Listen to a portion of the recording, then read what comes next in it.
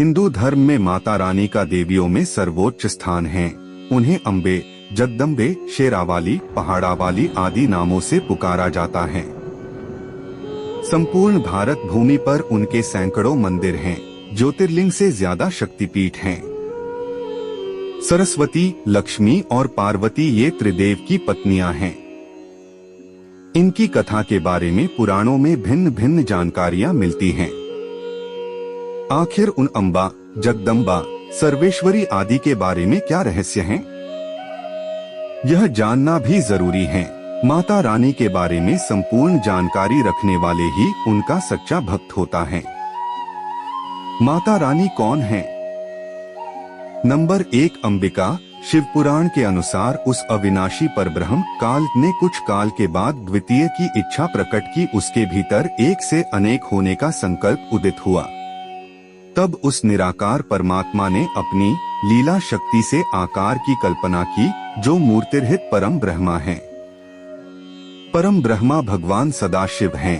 एकांकी रहकर स्वेच्छा से सभी ओर विहार करने चले उस सदाशिव ने अपने विग्रह शरीर से शक्ति की सृष्टि की, जो उनके अपने श्रीअंग से कभी अलग होने वाली नहीं थी। सदाशिव की उस पराशक्ति को प्रधान प्रकृति, गुणवती माया, बुद्धि तत्व की जननी तथा विकार रहित बताया गया है। वह शक्ति अंबिका, पार्वती या सती नहीं है। उसको प्रकृति, सर्वेश्वरी, त्रिदेव जननी, ब्रह्मा, विष्णु और महेश की माता, नित्या और मूल कारण भी कहते हैं। सदाशिव द्वारा प्रकट की गई उस शक्ति की 8 भुजाएं हैं। पराशक्ति जगत जननी वह देवी नाना प्रकार की गतियों से संपन्न है और अनेक प्रकार के अस्त्र शक्ति धारण करती हैं। एकांकिनी होने पर भी वह माया शक्ति संयोगवशात अनेक हो जाती हैं। उस काल रूप सदाशिव की अर्धांगिनी है यह शक्ति, जिसे जगदम्बा भी कहते हैं। नंबर 2, देवी दुर्गा। हिरण्याक्ष के वंश में उत्पन्न एक महाशक्तिशाली दैत्य हुआ, जो रुरु का पुत्र था, जिसका नाम दुर्गमासुर था। दुर्गमासुर से सभी देवता त्रस्त हो चले थे। उसने इंद्र की नगरी अमरावती को घेर लिया था। देवता शक्ति से हीन हो गए थे। फलस्वरूप उन्होंने स्वर्ग से भाग जाना ही श्रेष्ठ समझा। भागकर वे पर्वतों की कंदरा और गुफाओं में जाकर छिप गए और सहायता हेतु आदि शक्ति अंबिका की आराधना करने लगे। देवी ने प्रकट होकर देवताओं को निर्भीक हो जाने का आशीर्वाद दिया। एक दूत ने दुर्गमासुर को यह सभी गाथा बताई और देवताओं की रक्षक के अवतार लेने की बात कही।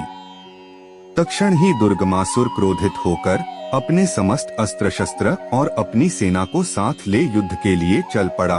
घोर युद्ध हुआ और देवी ने दुर्गमासुर सहित उसकी समस्त सेना को नष्ट कर दिया। तभी से यह देवी दुर्गा कहलाने लगी। नंबर 3, माता सती। भगवान शंकर को महेश और महादेव भी कहते हैं। उन्हीं शंकर ने सर्वप्रथम दक्ष राजा की पुत्री दक्षायनी से विवाह किया था। इन दक्षायनी को ही सती कहा जाता है।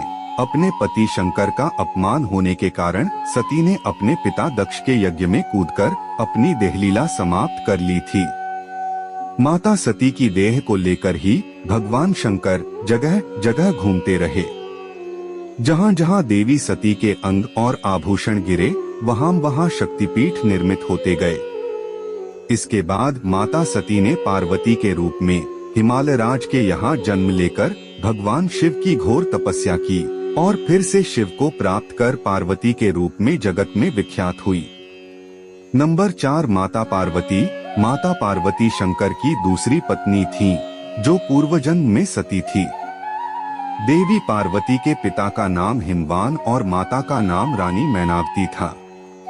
माता पार्वती को ही गौरी, महागौरी, पहाड़ों वाली और शेरावाली कहा जाता है। माता पार्वती को भी दुर्गा स्वरूपा माना गया है, लेकिन वे दुर्गा नहीं हैं। इन्हीं माता पार्वती के 2 पुत्र प्रमुख रूप से माने गए हैं, एक श्रीगणेश और दूसरे कार्तिकेय।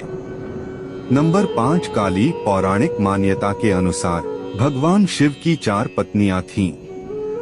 पहली सती, जिसने यज्ञ में कूदकर अपनी जान दे दी थी। यही सती दूसरे जन्म में पार्वती बनकर आई। जिनके पुत्र गणेश और कार्तिकेय हैं।